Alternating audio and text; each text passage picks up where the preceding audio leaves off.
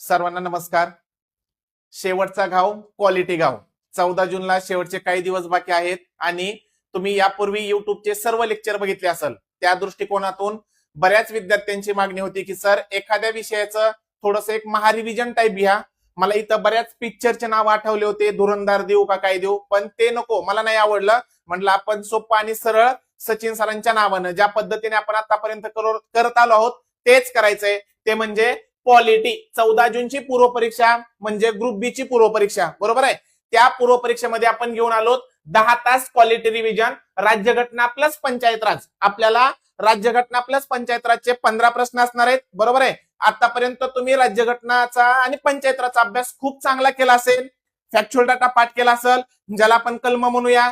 घटना निर्मितीच्या काही डेट्स आहेत, घटना दुरुस्त्यात, बरोबर आहे, बऱ्याच गोष्टी आहेत या पाठांतर केल्यात. पण या पाठांतराला शेवटचं एक रिव्हिजन असतंय, त्याला आम्ही म्हणतो क्वालिटी रिव्हिजन. का म्हणतोय?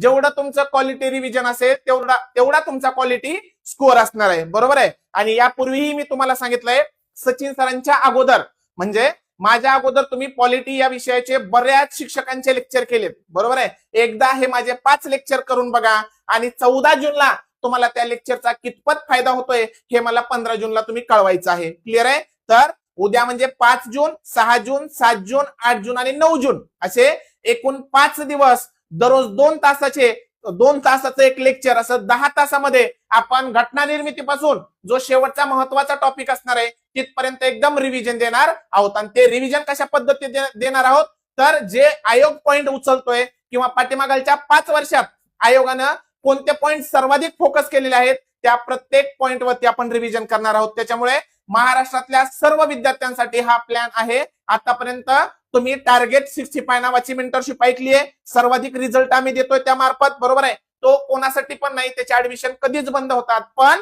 हा प्लॅन महाराष्ट्रातल्या सर्व विद्यार्थ्यांसाठी आहे.